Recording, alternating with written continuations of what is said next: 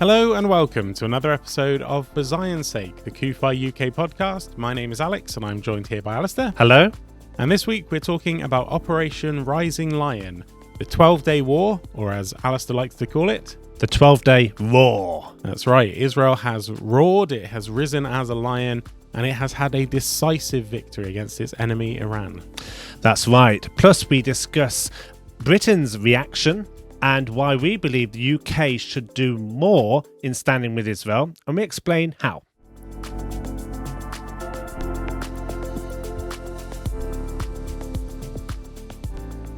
So, Alex, where do we begin? Last time we were doing a podcast, which was 2 weeks ago today, Greta Thunberg was being airlifted out of the Mediterranean Sea. And since then, there has been a 12-day war between Israel and Iran. That is, just to put into perspective, how much has happened since we spoke last, and how the world has changed, how the Middle East has changed since we spoke last. So we're going to be covering that today in this podcast. Of course, it was the 12th of June when Israel decided to take defensive action against Iran. Of course, it was the end of the 60-day time frame that President Trump had set the Iranians in order to get to the negotiating table and sort things out. That, of course, was following the IAEA's determination that Iran had breached all of the nuclear protocols. So Israel took that action. It was a very significant attack against Iranian nuclear sites, against their ballistic missile sites, taking out IRGC leaders, taking out nuclear scientists. It was huge and it was significant. And then we had, of course, a number of days where Israel continued its military action. Iran, of course, also then taking, firing ballistic missiles, some of the largest ballistic missiles that have really been used in warfare against Israel. Israel intercepting most of them, but sadly not all of them. Around 28 to 29 people have been killed over the course of 12 days. And it has been quite something to see Israel's resolve and Israel's courage, but also to really be aware that Israel has suffered over the last 12 days as well. But through all of this, we've had world leaders saying, calm down. We've had Keir Starmer saying, de-escalate. We've had all of these things. But then we had days of the question, should the United States get involved? Should the United States get involved? Do they need to get involved? We had President Trump who told the world that he would make a decision within 2 weeks. And then the media was saying, well, why is it going to be 2 weeks? And everyone was scratching their heads. And then, of course, on Saturday, the decision was made a few days prior. But the United States, B-2 bombers, taking out these 3 significant nuclear sites. Absolute game changer. Obliterating, according to President Trump, the nuclear sites, setting back Iran probably years. Then, of course, we've had Israel also take out sites in Tehran. We've had the digital clock destroyed. We've had the gates of the prison destroyed. We've had IRGC sites destroyed. And then, of course, we come to the last 48 hours where Iran had this last sort of attempt to try and humiliate Israel. Israel, most definitely the victor in this conflict. And then, of course, we've had in the last few hours President Trump warning both sides to make sure they maintain this ceasefire. And here we are. So, a lot happens. It's one of those things where I tried to try and remember everything. You remember more than I probably would have if I was recapping. So, it's one of those things where when we do these podcasts, and it probably is the same for a lot of people who are covering Israel, it's like you hope that if you put something out there on YouTube, you'll have at least maybe, a few days before something is out of date. Well, sometimes at the moment we're speaking and it's almost like out of date before we've even spoken it kind of thing, because things just move so quickly in the Middle East, and especially with Israel. And like you said, 2 weeks ago this war hadn't even started, and now it is over. And it's one of those things where, I think this is an amazing, military victory for Israel, obviously backed up by the United States, and a massive backing up there by President Trump, because a lot of people were questioning whether he would do it. What is unprecedented, the action which the United States took, which I think most people I know, and we were certainly hoping that the United States would get behind Israel in doing what I think had to be done. Yes. I mean, I know that Israel was saying that, well, they would be able to do it, but actually the fact that this was done within 12 days, taking out Iran's nuclear weapon capability, when so many voices around the world were anticipating that it could, if it did happen, start World War III. Yeah, exactly. Yeah, and I think the anti-Semitic face of a lot of right-wing sort of commentators has come out for all the world to see. There, I think there's a lot of people who have sort of duped some people who they might align with us in other areas of even be Christians, in fact, but they actually have shown themselves to be very anti-Israel and to be undermining Israel's cause. But also, I think a lot of people opening the newspapers in the last few days would have genuinely be concerned about would a Israel-US action lead to a World War III, and I think people would be perhaps have been concerned about that. Maybe not necessarily analyzing everything like ourselves are doing every day, but we'll just on the surface think, well, actually, we don't really want this. But the fact is, had Israel not carried out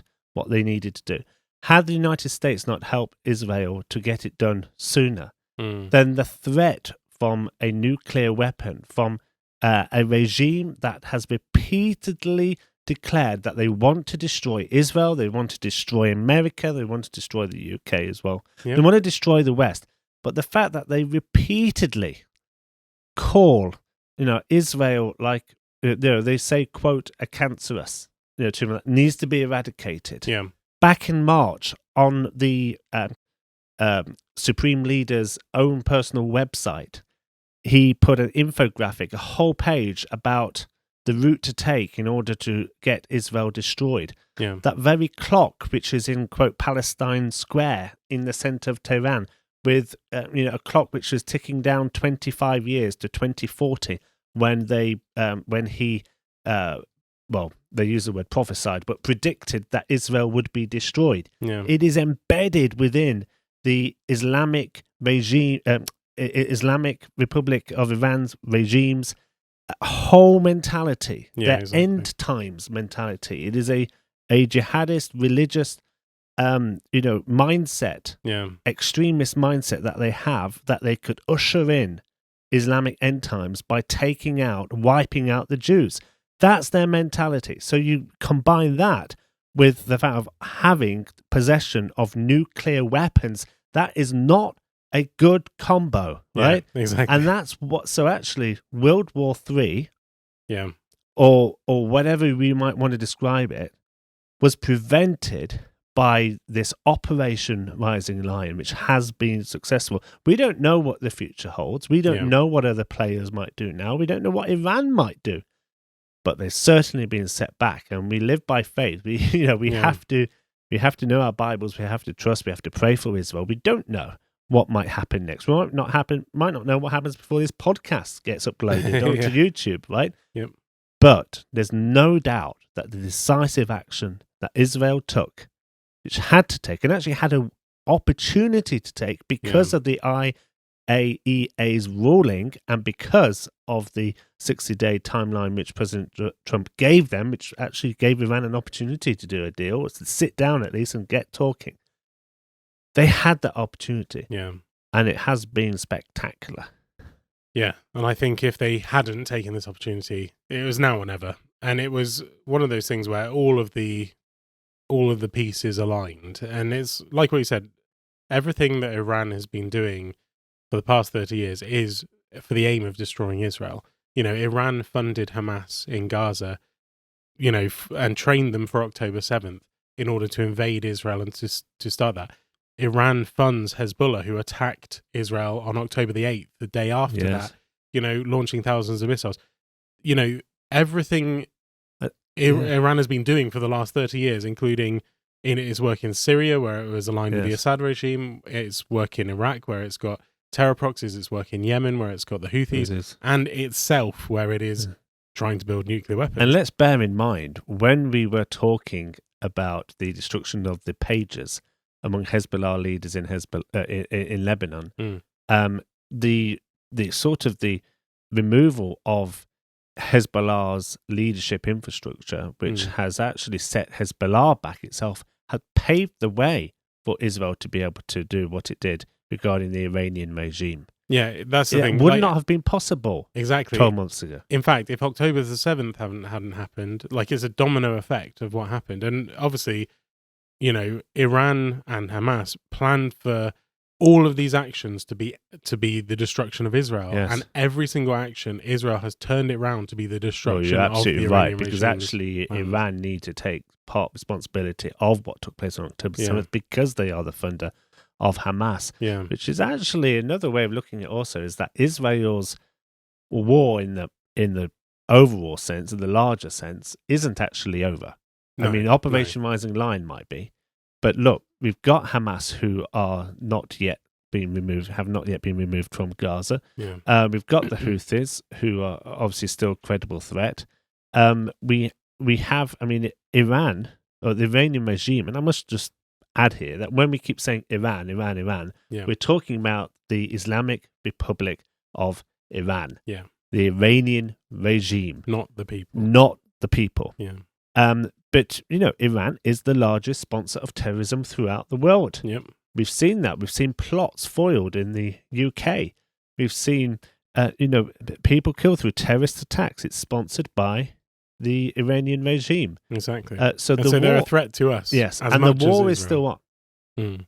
So we have to be mindful of that. And that's why we need to get behind Israel and support Israel in its conflict against Hamas in Gaza, for example. Yeah, definitely. And that's the thing. Everything Iran is doing is for the ultimate aim to destroy Israel. The nuclear weapon wasn't their first attempt. That's actually their last-ditch effort to destroy Israel. Ultimately, we know from Scripture that it isn't the last-ditch effort. I think what we have seen over the past 30, 40 years or so is Iran working largely by itself, actually, to build up proxies in different areas and to then try and attack Israel. And I think, my personal view on what happened, over the past 12 days is Iran realized actually it can't take out Israel alone. And I think what we're going to see now is Iran relying more heavily on its allies, such as, Iran, China. We know. You mean Russia? Sorry. Did I say Iran? No, that's yeah. Well, Russia, that's interesting Russia, because China. actually one of the leadership from Iran went to Moscow this week, and Russia has said they're going to support Iran more. Yeah. What that means, we've also got Turkey, of course. Let's not forget Erdogan, who's shoulder to shoulder with Trump today at the NATO conference. But he has not hidden his views regarding Israel over the past few days. Or years even, he wants to take over. He wants to take Jerusalem for Islam. He's Muslim Brotherhood, where Iran is Shia, but they have a similar viewpoint. And actually, with end time prophecy, my view on that is that Turkey will align with Russia, will align with Iran. They will all form together as a coalition with a few other countries as well, and that's when they will try and attack Israel together. And at the same time, the nations which we can see, who have in the past been hostile with Israel, are actually going to be the silent nations. They're not going to do anything when Israel's attacked. So I think obviously the war between Israel and Iran is not over. We know that there is a longer term thing there. We know the beginning from the end, so we know Israel is secure. But I do think it is just extremely interesting the way in which Israel has been able to defend itself so well. And actually, I think the world probably doesn't realize how much of a sort of a burden this war has been on Israel, because Israel keeps winning these wars, whether it's against Hamas, whether it's against Hezbollah, whether it's against the Houthis, and now Iran. Israel is coming up top every single time. It doesn't matter what the enemy throws at Israel is succeeding. But I think, obviously, we believe God is at work there. We believe God is defending his people. But I think there is also like this, it has taken its toll on Israel more than I think people realize. Like the last 12 days, there's been a lot of sleepless nights. There's obviously been civilian deaths. I think the numbers are that there's, like you said, 28. 28 or 29, I saw. It's like one, there might be an extra amount. And hundreds injured. Well, thousands, apparently 3,000 injured. And I heard one, account of a lady who suffered a heart attack during one of the barrages. Yeah. And every time, by the way, Iran was attacking civilians. Well, this is it. You see, you make a good point, because this needs to be remembered. If we're conversing with friends and family about these issues, we need to point out that Israel was striking nuclear scientists. It was striking the nuclear sites. It was striking missile stockpiles, launchers, the IRGC, terrorist sites. So everything was related to terrorism and terrorist sites. And yet, what was Iran doing? Iran was targeting civilians. Now, It's important to also point out that Iran has far more accuracy capability than Hamas does. Yeah.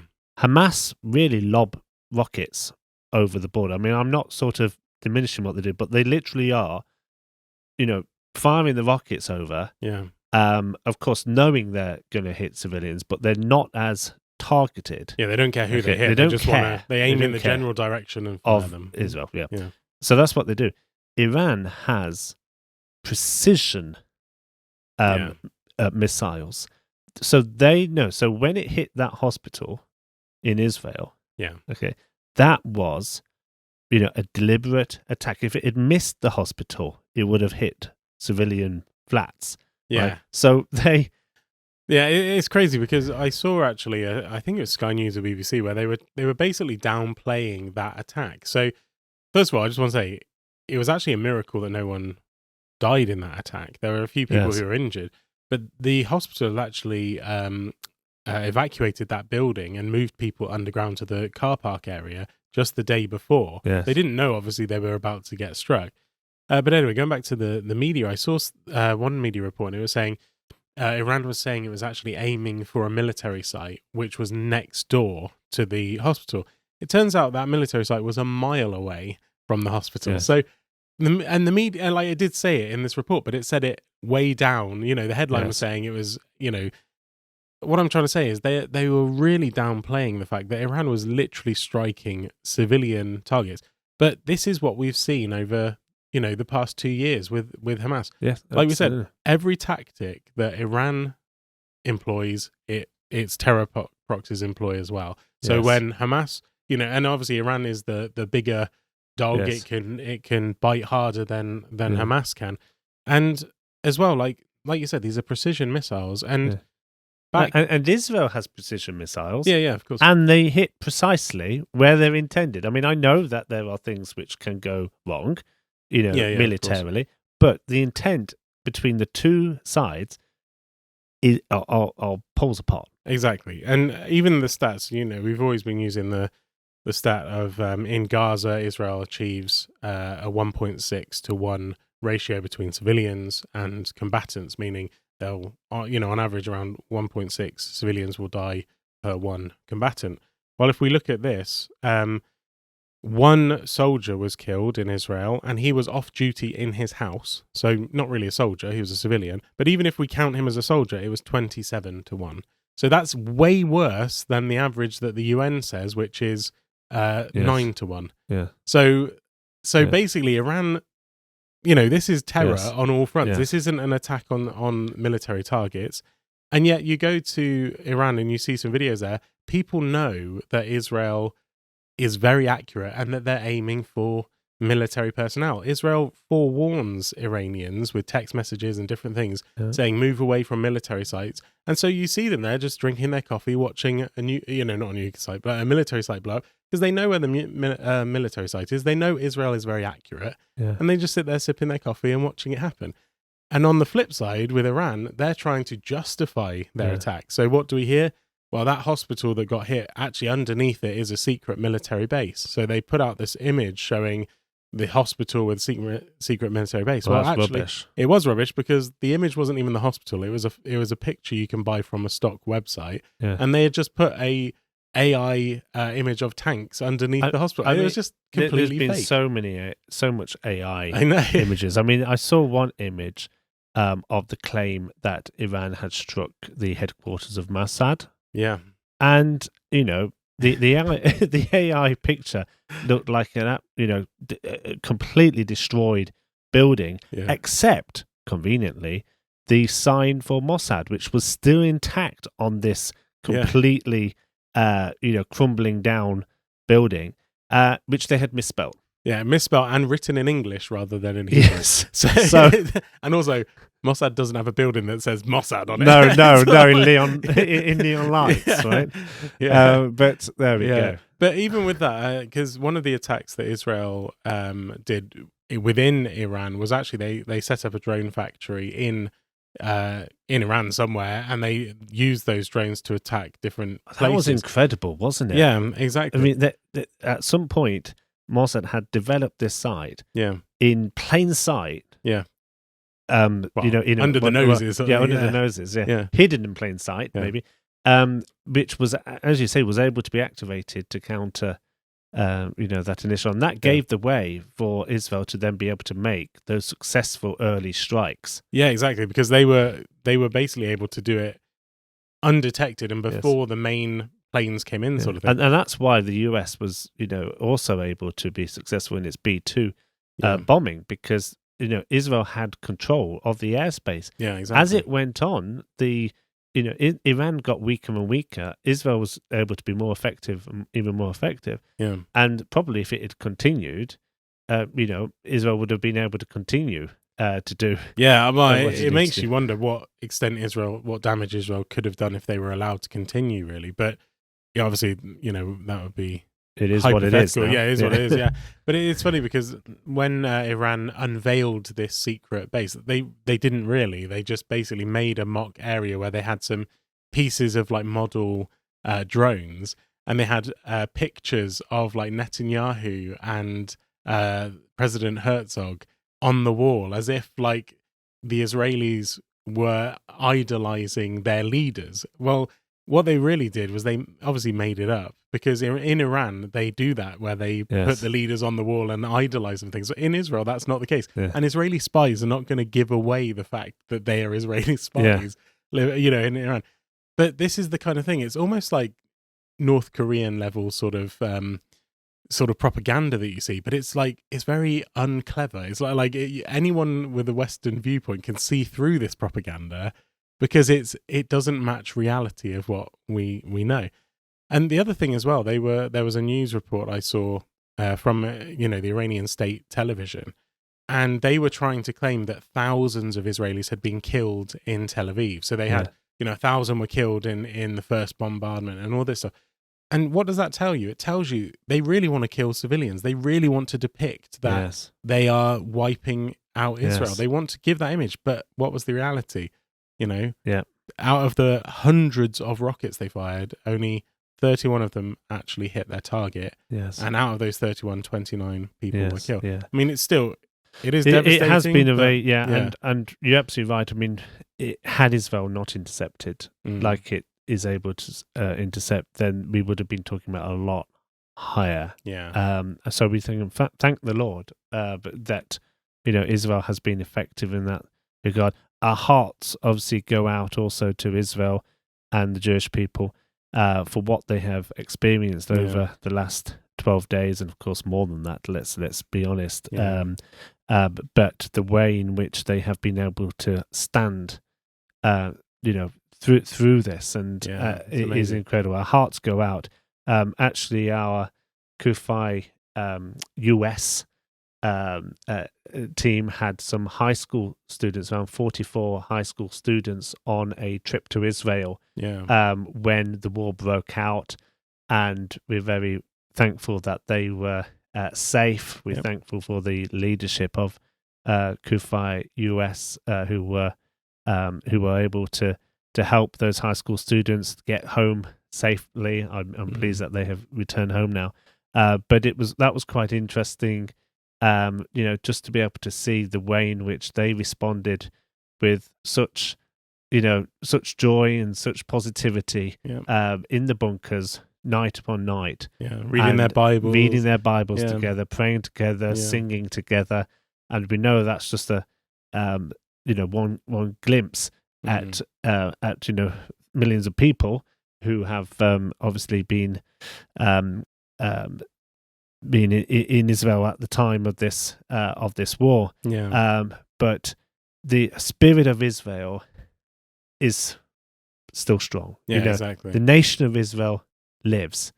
And Prime Minister Benjamin Netanyahu, on the day before launching the initial strikes on Iran, visited the Western Wall, and he posted a note into the Western Wall with a scripture on, and the scripture was from Numbers 23, verse 24, and it said, "Behold, the people shall rise up as a great lion, and lift up himself as a young lion."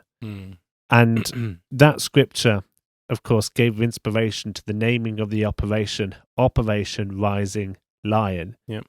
And at the time when Netanyahu visited the Western Wall, no one else except, of course, himself and his advisors and security personnel, of course, knew that night they were going to be striking. But what a wonderful thing to have an military operation named after this biblical thought, a biblical thought which references Israel specifically as the rising lion. And that was the courage and the strength that Israel found. It wasn't found solely in their own expertise, although we believe that expertise is divinely granted, but actually it was it was through God's help definitely that Israel was able to do. Definitely. And I think that's one of those things, the word of God does not return void, and to have a leader praying to God, the God of Israel, using scripture that God proclaimed over Israel before he goes into battle, that's a powerful thing. And I think one thing from all the last 2 years that we've seen actually is the Jewish people relying more heavily on God. And we hear it from the stories of hostages who have come out of Gaza, where some of them managed to get a flyer or a pamphlet or something, or like a small bit of the Torah written down, or they begged the guards to give them a Bible or something that had been left behind by a soldier or something, and they ended up reading it, and basically they went into the tunnels of Gaza as a secular Jew and came out believing the Bible.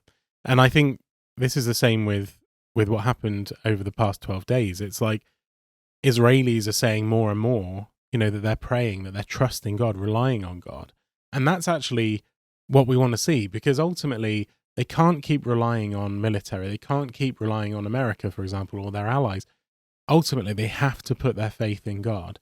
And we believe, obviously, we have a different view than Jews in terms of the Messiah. We believe that Jesus is the Messiah. Jews believe that Messiah hasn't come yet. But, as Christians, we do believe that when Jesus comes back, the Jewish people will see their Messiah, and they will see Jesus as the Messiah. Well, they can't see that if they don't understand the scriptures, they don't understand the Bible and so forth. So actually, seeing the Jewish people get back to the Bible and to rely on God is actually exactly what needs to happen in order for them to recognize their Messiah. And so I think it's just really important that, this shift is happening, this move is happening, because we want them to be trusting in God, not in man, trusting in God, not in the IDF, etc. Even though I do believe, like you said, God has blessed the Jewish people, blessed the IDF, blessed them with ingenuity, blessed them in ways of dealing with their enemies. But ultimately, at the end of all of this, in the big war, which Iran will be involved in the future against Israel, the only one they'll be able to rely on is God, Mm. God of Israel. I mean, this scripture says, "Behold, the people shall rise up as a great lion and lift up himself as a young lion." Mm. And that to me Yeah. just reminds me of Israel as a nation. Mm. Here is an ancient lion, Yep. 3,000 years old, Yep. this lion. And just when you thought that the lion was slumbering, he lift himself up as a young lion. And Israel is both an ancient lion and a young lion. 77 years young, right? Yep. The state of Israel. And what we're seeing is a reviving of the Jewish people. We're seeing a reviving of the nation of Israel, which started in 1948. And we are seeing, it's incredible that this week Israel has been able to defend itself. Mm. When you consider that everything Israel has gone through, the might, and let's face it, the might of Iran. Yeah. When you look at a map and you look how large Iran is, and you have a look how small Israel is, this tiny nation, this tiny strip of land that God appointed as an inheritance for the Jewish people, surrounded by nations that, largely speaking, hate the presence of the Jewish people having a national home. Yeah. And yet this tiny nation with very little outside help. Yeah. I mean, I know that the United States, Israel's closest ally in the world, did what it should have done. Yeah. And stood by Israel and gave Israel the help that it needed.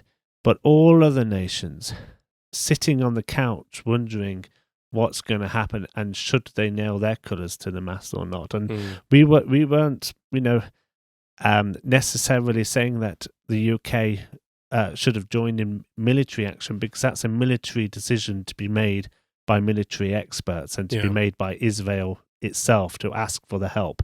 But had the request been made, I hope we would have helped.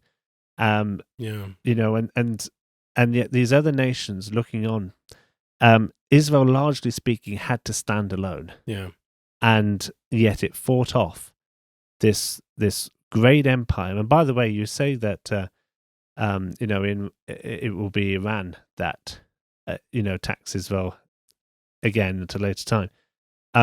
I think it's important to we've spoken a lot about regime change, and will this action, this operation, have resulted in regime change? I think there was one point in the 12 days where I was really wondering, could it topple? Yeah. Could it topple? Israel has made it very clear that officially the purpose of this operation was to remove Iran's ballistic and nuclear weapon capability, to remove the threat. And there was a great encouragement, I also know, from the White House for the Iranian people to stand up for themselves, really. Yeah. And there wasn't a specific sort of declaration that they were going to take out the regime. So right now, the Iranian regime remains. Yeah. Depleted, yes, but it does remain. But I'm absolutely certain that the Iranian regime will end. Oh, really? Yes. Oh. Interesting. Absolutely. Right. I just don't know when. Because every country, every nation, and every empire that has come against the nation of Israel and wanted to wipe out the Jewish people have ended. Yep. The Romans, gone. The Philistines, gone. The Egyptians, gone. Every civilization that has attempted, right, to remove Israel as a nation, has gone. Nazi Germany, gone. Yep. Yeah, that took effort. Right? Yeah. That did take effort. But I tell you what, I absolutely believe that God was on our side and the Allies' side in removing that evil atrocity. Yeah. So we have to believe that the Iranian regime, not the Iranian people, but this Iranian regime, by turning against Israel, by calling for their destruction, they don't even hide it, have turned against the God of Israel. Yeah. And they will not win. Now, whether it might happen next week or whether we'll have to wait until the very end, Yeah. we will see. Yep. But I see where you're going. You see where I'm going? But Yeah. one thing I know, that if God, and I know that because actually you see it through the Bible, a consistency with God. Yeah, of course. He's the same yesterday, today, and forever. Keeps His ways do not change. His promises and his covenants are everlasting. His word to Israel is continual and consistent and is eternal. So, they're this gone is one the way or breaking news. Yeah. The reigning regime will end. One day. Okay. So, talking about responses. Oh, first of all, shall we just mention the mug? Because it fits in with the lion theme. So we have a brand new item called, this is called a mug if you're watching, but this is a special mug exclusively designed here at CUFI UK. And it is got wording, you can see it on your screen, with Zion, and it has a lion inside the O. And it says, as bold as a lion in defense of Zion. And then it's got the scripture verse, Numbers 23:24, about the people shall rise up as a great lion, which is the scripture which Prime Minister Netanyahu inserted into the Western Wall when he prayed there the day before launching Operation Rising Lion. Now, this mug is available for anyone that makes a donation to CUFI UK at this time. We also have a magnet. So any donation of any amount made, we will very gladly send you a magnet. And if you would like a mug and magnet, then we are suggesting a donation minimum of £20 because that helps us cover the cost also of its production, of course, and the postage, which seems to be quite expensive these days. But that also, of course, includes an amount which we really appreciate, goes directly towards the work of CUFI, supports the work that we're doing, supports our campaigns. And we hope that by sending this in appreciation of your giving, it will be a reminder to you and your household that, yes, the lion has roared. Yeah.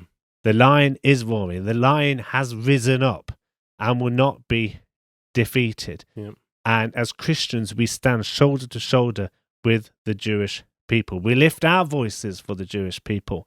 And, we're saying in our latest campaign that, we need the British lion to roar as well at this time in defense of Israel. So we hope that will be a blessing to you. You might want to get one as well to pass to a friend or family. Now, the link to make a donation is cufi.org.uk/donate-Zion. That's /donate-Zion.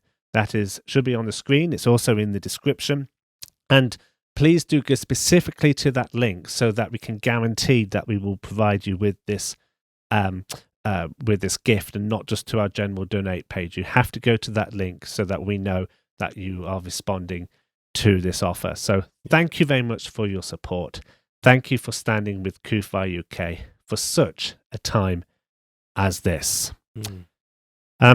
Talking about the British lion, the UK, what's our response been in all of this? Because Prime Minister Keir Starmer said that Israel has every right to defend itself.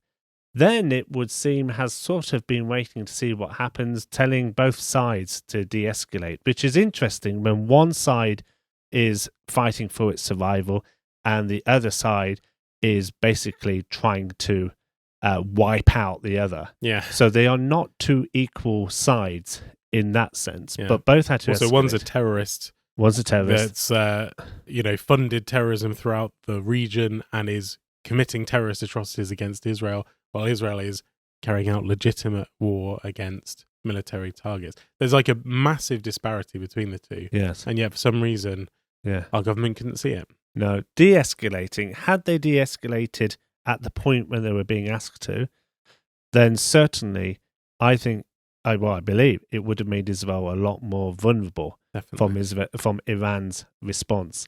The ceasefire we have now, of course, comes at the conclusion of Israel saying that they had completed what they set out to achieve. So the ceasefire right now is a good thing because it has brought peace to Israelis and has left the Iranian regime to pick up the pieces. Of course, we need to pray that what happens next will prevent Iran from returning to a point of being the threat that it was 12 days ago. Yeah. But going back to the UK then, the United Kingdom has made a couple of decisions the last few days. So first of all, RAF Bryce Norton was broken into by members of a group called Palestine Action. Now, we're familiar with Palestine Action because they've been causing trouble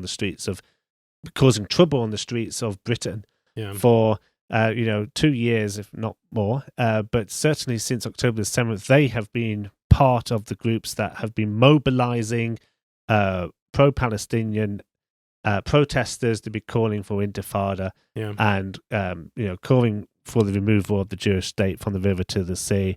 And they are they've that's who attacked they are. businesses. They've attacked business and Jewish businesses as well as defense businesses and so forth. Absolutely, which you don't hardly hear basically about. But there are businesses which have some sort of connection with Israel being throwing red paint over. And so breaking into RAF Bryce Norton was not an act of vandalism. No. It was an act of terrorism. I mean, what could have happened to those RAF planes? I know. Just by their tampering and by their vandalism. Yeah. I just said it wasn't vandalism, but you know what I mean. One doesn't dare to think. But either way, it was a very serious breach of security, which obviously the RAF will be or are looking into. But it really did show the character of those who are part of Palestine Action. And as a result, the UK government has acted very swiftly in deciding that the Home Secretary has said that Palestine Action, really prompted by that break in RAF Bryce Norton, will be banned, and MPs have to pass that next week. But it does show that the UK can act when it wants to. Yeah, exactly. Right? I mean, we've seen that in other areas as well, really. Not just in this. Like when the UK government wants to do something, it can do it. Yep.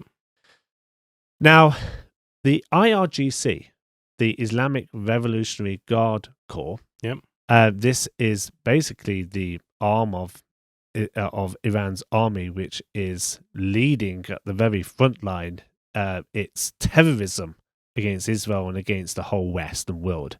The IRGC is not yet banned here in the UK. We have been calling for it to be banned for several years, since actually starting the Operation Mordecai campaign back in 2019. CUFI UK, we've been trying to alert the previous UK governments about the threat from Iran. We've been saying we need to be tough on Iran. We were successful actually in getting Hezbollah banned. We were leading the charge in calling for the previous government to ban Hezbollah in full. All of these different things, we've been trying to alert our UK government about the threat from Iran. But they have not yet banned the IRGC. And the IRGC is not just a threat to Israel, it's a threat to Jews, it's a threat to Zionists, of which we are. And really, the IRGC sits to try and destabilize the West. There's a lot of reasons to ban IRGC, not just, and of course the main thing is that they're terrorists, right? And we want to ban terrorist groups. So where do we go from here? Because we do have a government that seems to be dragging its heels on this particular issue. And yet, in 2023, the opposition party in the UK said that the UK government should ban the IRGC. Who was in opposition in 2023? Labour. Exactly. And guess what? The shadow foreign secretary, the shadow home secretary, the shadow leader, the leader of the opposition, I should say, Guess who they are now? They are the current Foreign Secretary, the current Home Secretary, and the current Prime Minister. Yep. So they need to do what they said they were going to do. Yeah, well, my view on this is, obviously Conservatives beforehand, we were lobbying them to ban the IRGC. We have an active campaign about it. And they didn't do it because the thought was, well, we can't ban the IRGC because it will lessen our capabilities of seeing what terrorism they're doing in the UK. Because if we make them go underground, basically, that sort of thing. I think the other thing is, because the nuclear threat from Iran was so big, the UK was trying to stay on their good side to negotiate a peace deal, to negotiate JCPOA times 2. They were worried that it would cause a rift. Yeah, exactly. And so, but actually the reality, well, hopefully now there's more reason to get rid of them, to actually ban them. But, let's see if it happens. But people need to understand the threat that the IRGC is to the UK, because one of the prerequisites for a terror group to be banned from the UK is that they have to be a threat to the UK, not just a threat to another country. Well, in 2020, the Met Police, along with MI5, revealed that they had uncovered a storage of ammonium nitrate in London that belonged to Hezbollah. And bearing in mind, Hezbollah is under the complete directive of the IRGC. Hezbollah's leader said everything we eat, everything we drink, every rocket we fire comes from the Iranian regime. They found explosive material in London that it was larger than that was used on the Oklahoma City bombing. Now, the Oklahoma City bombing, that is, it was an attack in Oklahoma City, was it in America, and it basically took out a multi-story building. It was like a massive bomb that went off, and this was, the MI5 said it was more materials than that. More explosives than what was used in that attack. Yes, exactly. It would have been it would have been massive. Yeah, and especially if it was in central London, it would have hit multiple buildings and been devastating. Bearing in mind as well, just a few months ago, there was Iranian terrorists who were arrested, one of them in Swindon, one of them in Manchester, etc., etc. They were arrested by the police in a sting where they again were, we don't exactly know what they've been doing, but the thought is they were making bombs and they were aiming to attack the embassy. They were reportedly planning to attack the Israeli embassy. Yeah, so they're planning an attack. And bearing in mind, if they're in London and they attack the embassy, it's not just the embassy that's going to get hit. That's still on British soil. This is an attack on British soil. We go back to in Paris, where they, if anyone was at our event over the weekend, they would have heard me talking about this, but there was an attack planned in Paris where an Iranian diplomat flew in to Switzerland, and he then gave some bombs to a couple who were planning to go to Belgium. Oh, Belgium, sorry. That's okay. And and so they're planning to cross the border from Belgium into France. They were arrested on their way there because of intel from Israel, and they were aiming to attack an event which had thousands of people in attendance, including dozens of MPs I and think politicians. It was an event which was being held by the Iranian movement that is actually against the Iranian regime, because there's many Iranians in Europe who are advocates, for freedom in Iran. Yes, exactly. So it was a big event being held there, and there were a number of MPs. Was it Rob Blackman was there? Yeah, Theresa Villiers was part of them. These were Bob Blackman. Yeah, Bob Blackman. So these are British MPs were among them, a number of peers as well. And they would have been the target. British politicians would have been the target from an Iranian terrorist attack. Yeah, exactly. In Europe. It's crazy. And Bob Blackman, Conservative MP, and he said that the plot could have been the deadliest terror operation ever carried out in Europe.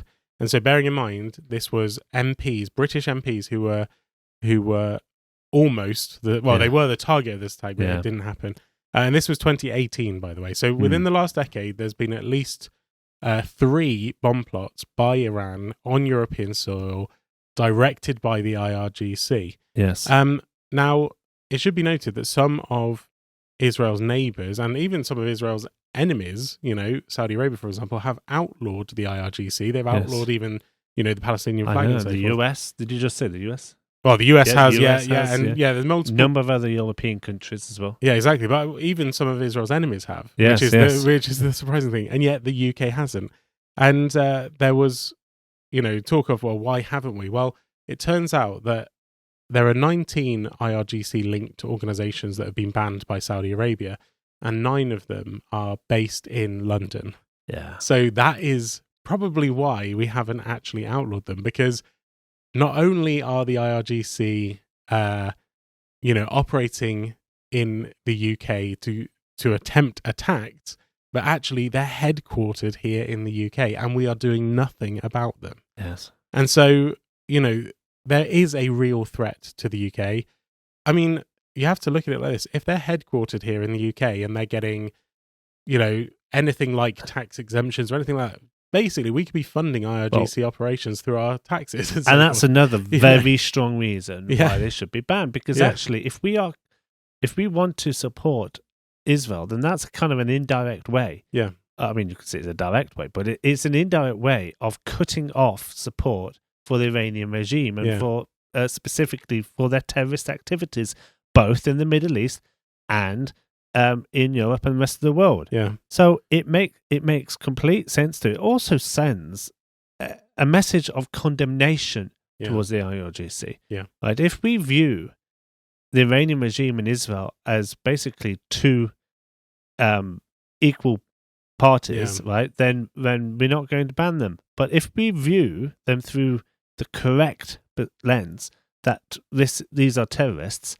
then we will have no hesitation to ban the IRGC. Yeah. And we really must, because also, we stand, and as British values, British Judeo-Christian values that we are supposed to promote here in the UK. Yeah. With our heritage and with who we are and what we believe in, we should be standing against the anti-Semitism that the IRGC represents and promotes. Yeah. We should be, this is a clash of values, and actually, we should just ban them simply by the fact that they want to wipe out every Jew on the planet. I mean, that should be enough, shouldn't it? Exactly. But unfortunately, we don't have. Well, we might have if they do outlaw them, but it just seems that they don't have the backbone, or they don't have the moral clarity on this issue. And I think there's other ways in which the Iranian regime has infiltrated the UK. For example, the largest anti-Israel protest that happens every year, the Al-Quds Day that goes on, that is funded by, they're basically Iranian-linked, it's an Iranian-linked proxy here in the UK that runs that. And yet they call themselves the Islamic Human Rights Commission, but they are completely Iranian funded. When Soleimani was killed, they actually held a vigil for him and prayed for him and things like that. They've had they used to have Hezbollah flags, for example, until it was outlawed, and then even after that, they still had sort of yellow string to symbolize Hezbollah. There's someone from their organization who said, they support not just the pro-Palestinian movement, but also the military action against Israel, meaning terrorism, basically. Yes. So we have these groups who are linked to Iranian terrorism, and the UK hasn't acted. The other thing is, you asked earlier, what has the UK's response been to Israel and to the threat? Well, I actually think we should have stood with Israel when the rockets were coming in from Iran. I think, the UK doesn't have to attack Iran. That's not what we're calling for. We're not calling for war or anything. But actually, Israel is our ally. Yes. Iran is a terrorist organization. Yes. When, back when the Conservatives were in power and Iran attacked, we sent RAF fighter jets to, fight to defend Israel and to shoot drones out of the air. We did. Yeah, that was a year ago. Yeah. Well, April last year. Exactly. And yet this year, we stood back, hands off, didn't approach. At the same time, the Labour government has restricted Israel's capabilities in defending itself because they've done arms embargoes, 30 arms embargoes against Israel. They have, basically, there's a lot of things that our government has done to aid the enemies of Israel in terms of funding the Palestinian Authority, funding UNRWA, which then funds Hamas and so forth, whilst at the same time doing these sort of sanctions against settlers and things like that when, we won't go into that. That's a separate issue. Yeah. But what I'm saying is there's a lot of anti-Israel actions from our government. There's a lot of lack of action against Iran, for example, and even then a lot of support for organizations like the Palestinian Authority, which promotes terror and wants to destroy Israel. Yeah, absolutely. So, it's bad on all fronts, unfortunately, and it's not good enough. No, it's not. And despite the initial Israel has every right to defend itself, that was probably the strongest, over the past 12 days that as a nation we were. Apart from that, we were really just observers. And that's very worrying because, as you rightly said, the UK should have been there even to provide some kind of assistance, as Israel would need. We have to stand with Israel, and it doesn't really matter what Iran thinks of us. Iran is in deep trouble in my, right? And Iran needs to be held to account for the war crimes that it has committed over the last war, and they are war crimes that they have committed against Israel. In contrast, we've got in the UK, we've got the Attorney General who is looking into whether or not the Israel might have committed illegal acts by entering this war against Iran, and and if Starmer, a legal man, is trying to seek legal advice from the UK's Attorney General, who quite clearly is not very supportive of Israel, is being actually deceived. I know he's a legal man. Then it is very, very worrying because this Attorney General is not giving, he's giving advice from Israel's enemies' script. Yes, exactly. And we know that courts can be corrupted, that judges are not, there is they're not speaking gospel truth kind of thing. They can be influenced, or they can influence, in whichever direction they want to go there. And the crazy thing about that is, did the Attorney General look into the legality of, when October the 7th happened? Did they look at the legality of Hezbollah's, attacks on Israel? Did they look at the legality of, all the times Iran has attacked Israel on multiple fronts? No, they didn't. They're only looking into Israel's response to that. And bearing in mind, the first strike that happened between Iran and Israel was, yes, Israel struck a target in Syria and in Damascus, and it was near the Iranian embassy back last year in April. But Iran then launched direct rocket attacks against civilians in Israel. They are two very different things. Yes. Bearing in mind as well, Hezbollah, unprovoked, launched attacks against Israel, and Hezbollah says, we are Iran. Yes. So basically, it's because it's Israel. Well, of course it's because it's Israel. It's because it's Israel. And quite frankly, we know that Israel works within the legal definitions. And I'm sure there's not an Israeli right now who really cares about what Britain's Attorney General with his briefcase really thinks about it. But we do need to speak up because the UK-Israel relationship is very important, and we want our nation to stand with Israel. We have a campaign which is called Lions Together, and you can see what we've done there, right? The British Lion, the Lion of Judah. The UK must support Israel in their defence, and the heart of this campaign is writing to your MP, calling upon the UK government to ban the IRGC. Now, there are other ways which the UK must be demonstrating support for Israel. We've touched some of them already. But this particular letter addresses that single issue. And we would ask you to please, if you are a UK resident, to email your MP. It is available at cufi.org.uk/Lions Together. CUFI has prepared the letter. All you need to do is follow the instructions, click on the button, enter your details. It pulls up your MP. You can check the letter to make sure you're happy with it and then hit send. It literally is as easy as that. And your MP will hear, your view and the view of thousands of Christians calling upon the UK to stand with Israel. And this is a very practical thing that the UK government can do. I mean, the UK government, the Labour government, has already previously said that it should do. And I know that also Reform have said that the IRGC should be banned. So that's two parties. I think we can also convince the Conservative Party to get on board in this.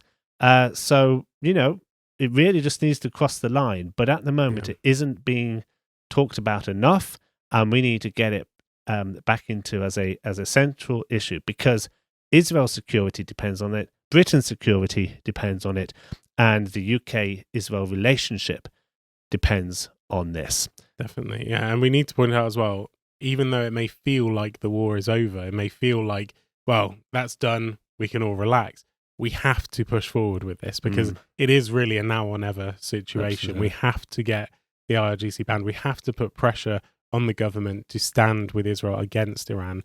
And by the way, one thing we haven't mentioned is a lot of people are actually now saying what America and Israel did was the right thing. The German Chancellor said Israel's done the dirty work for us.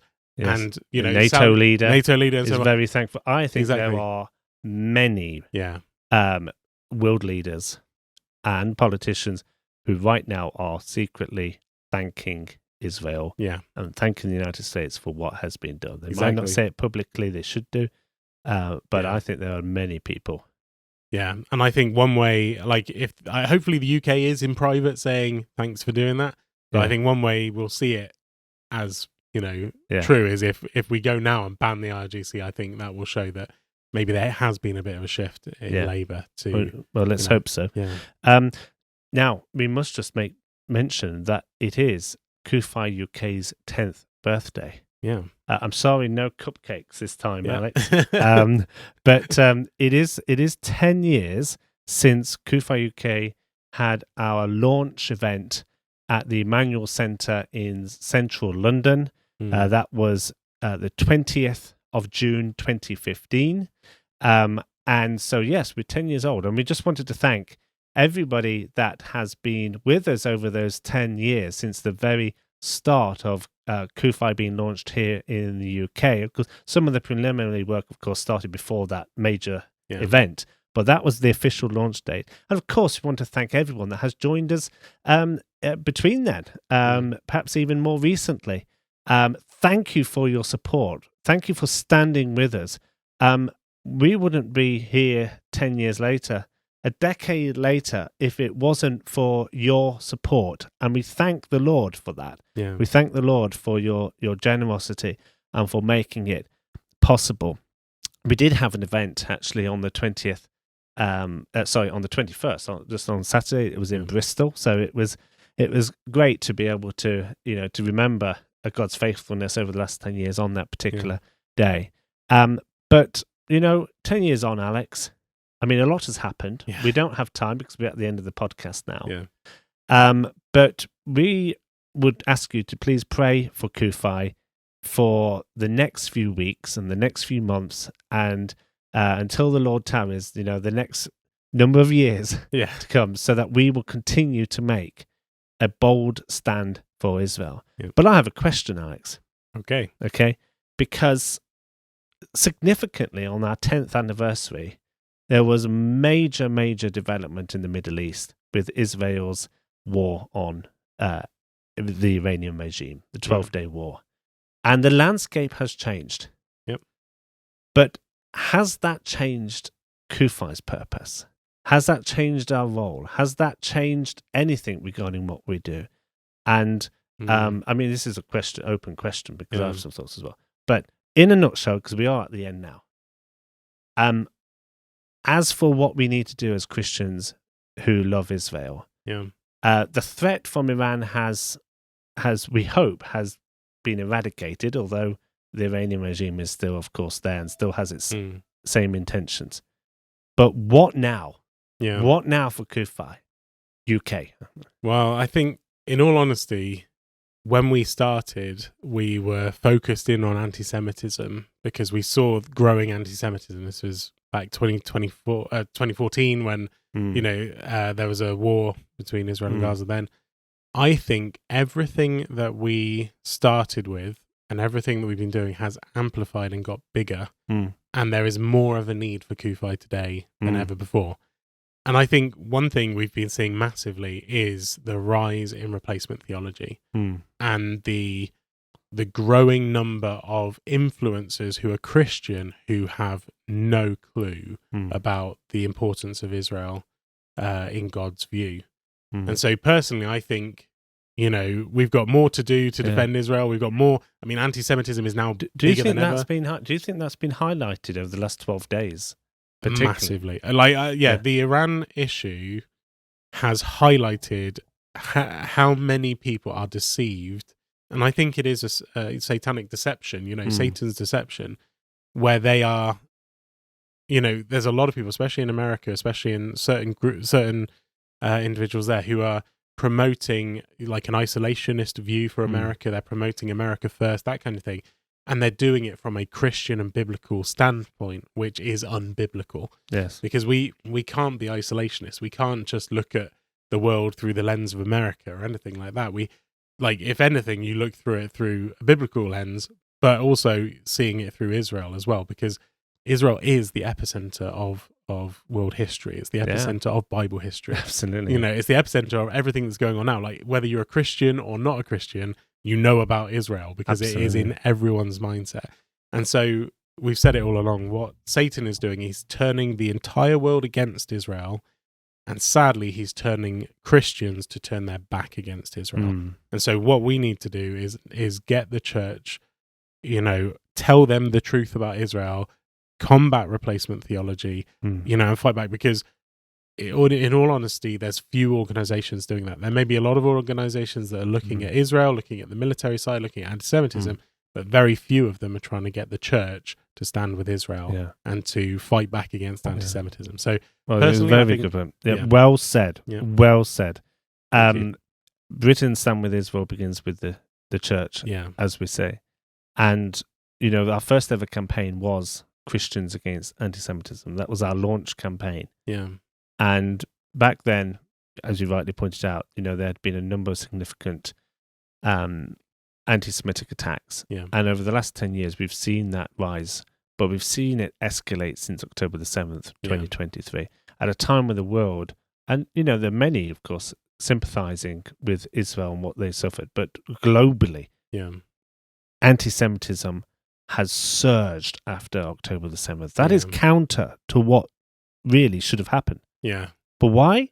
Why? Because the spiritual forces, satanic sources, as you say, the war against Israel and the Jews, from a spiritual point of view, has accelerated.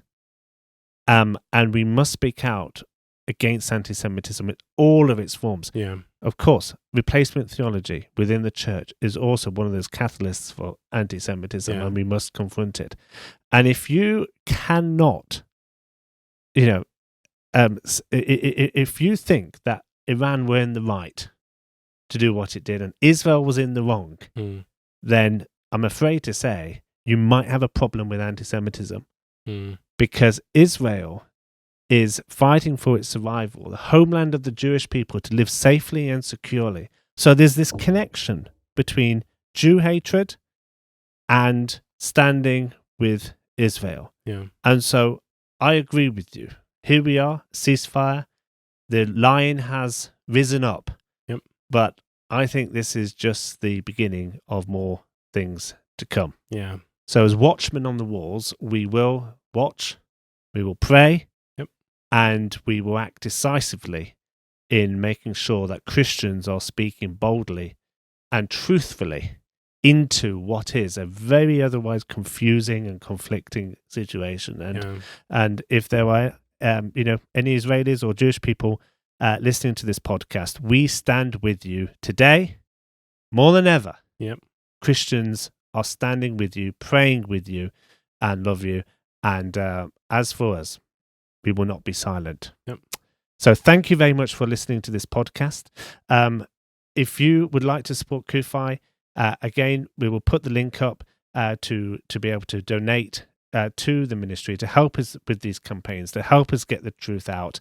And at this special time, we will very gladly send you a mug if you would like to receive one or a magnet. Thank you very much. May the Lord be with you. May the Lord bless you. And until next time, bye-bye.